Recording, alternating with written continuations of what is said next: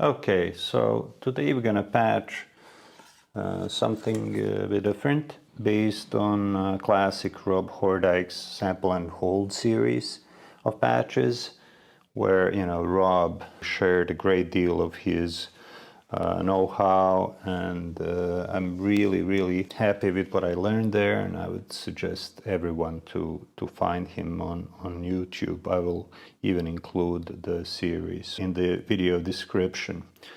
Moving from the idea of Rob Hordijk, I will intervene to the best of my knowledge. Even though the shared system does not have a standard sample and hold module, it does have a Wogglebug, and we will use the Wogglebug instead of traditional sample and hold.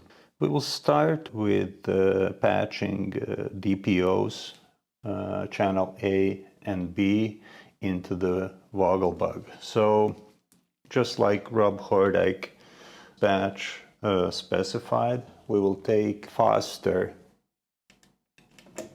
VCO output and put it or input it into the Wogglebug's clock input, and immediately we see that the light is signaling the speed of the VCO, slower, faster. I like to keep it around noon.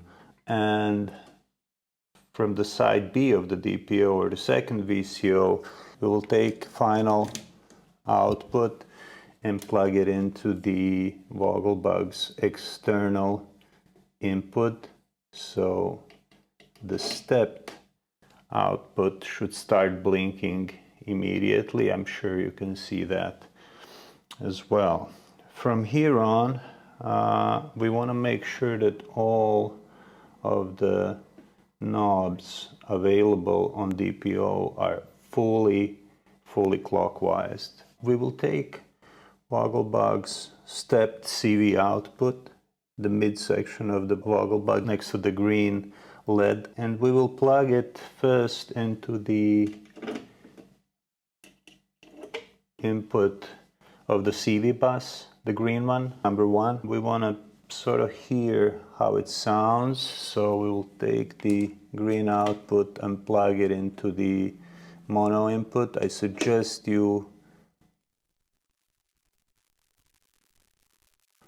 careful with the levels here, because it's very noisy and we can hear this pops and cracks. This is basically the interplay of the VCO A and VCO B going through the inputs of the Wogglebug, acting as a sample and hold module. Challenge with the shared system is that it doesn't really have a traditional filter, but it does have mats. We will try to use mats as the envelope follower / filter to filter out some of this noise and to be able to move on with our patch. So I'm going to take the green output from the CV bus and plug it into the input on the mats module. Okay, and then we will take the end of rise output and we'll plug it in to the CV bus 2, and immediately we see that it's responding with the red outputs across the CV bus. Now we will try to use that with our Optimix. Optimix is a VCA or a low pass gate. We will use it as a control. Let's take this red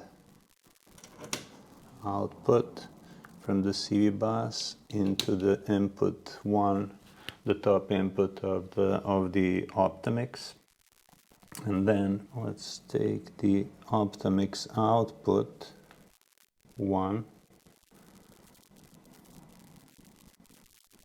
into the third CV bus input. So now take the third,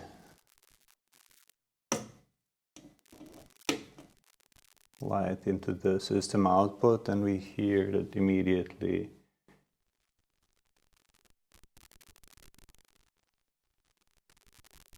the effect of it.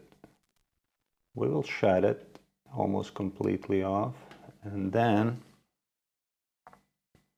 we will modulate the strike input from the red output of the CV bus.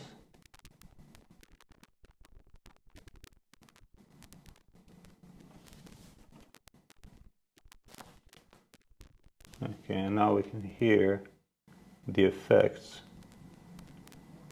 of the mats. If we open it up a lot, it just gets crazy. So now we want to add some space with reverb. We will take the output of the CV bus, instead of into the output, we'll take it into the reverb input, and then we'll patch the reverb input into the main output.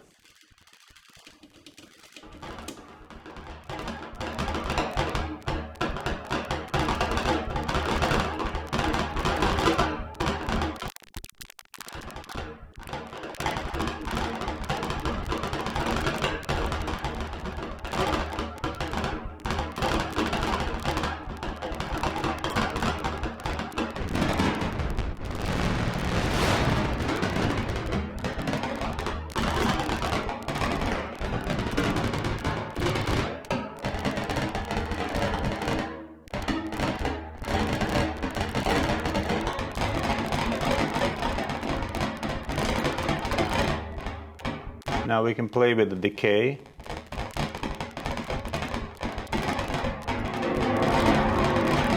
Make it really big sounding. Of course, the pre-delay will have the effect too.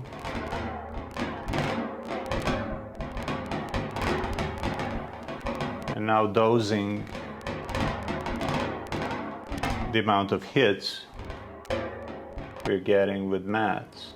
What I like to do at this point in the patch, because reverb imparts a big deal to the sound quality and timbre, let's see what we can do to modulate the reverb.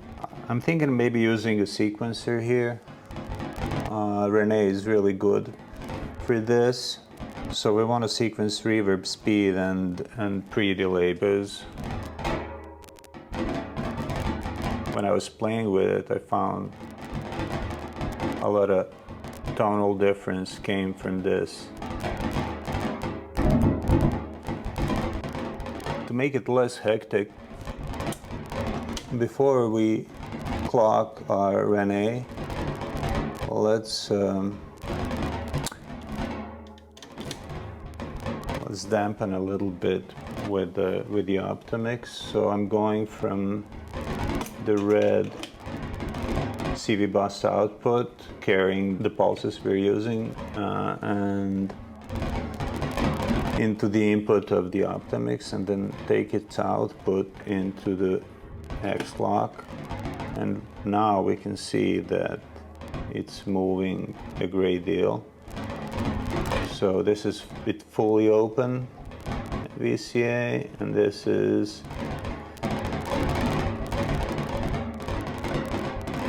a little bit less hectic.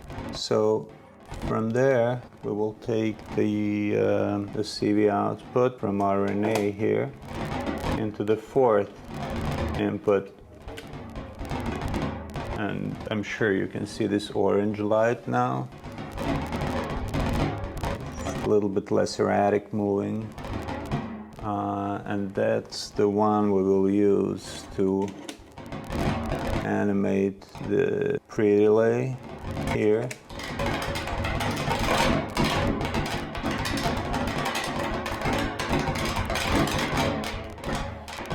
and the speed of the herb verb as well. And we'll take another one of the outputs to do that.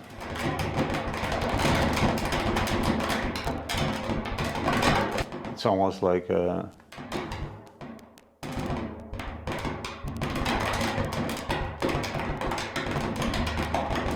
jazz drummer or something.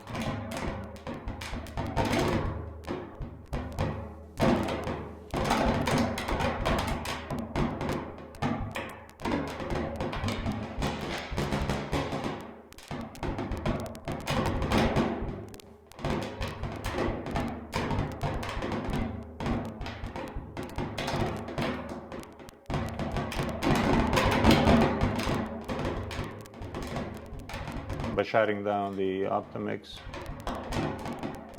we're obviously getting a more controlled sound.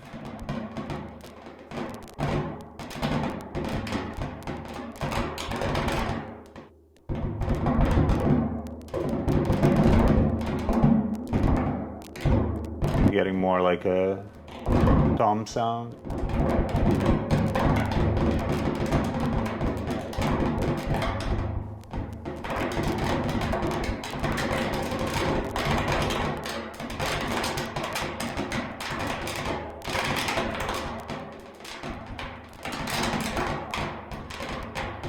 Let's see if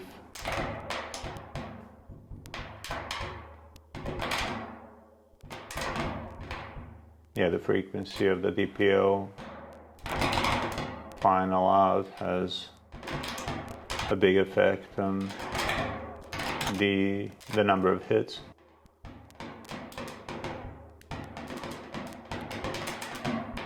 Of course, now we could play further with the patch and animate it more.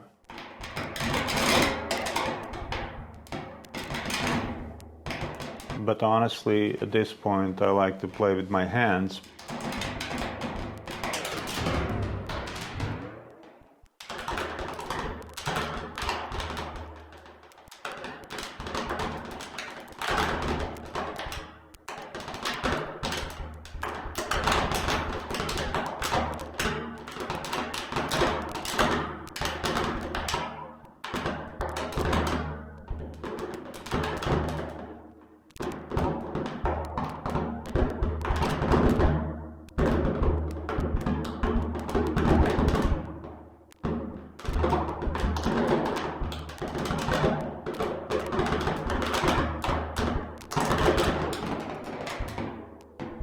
Let's make the reverb really big.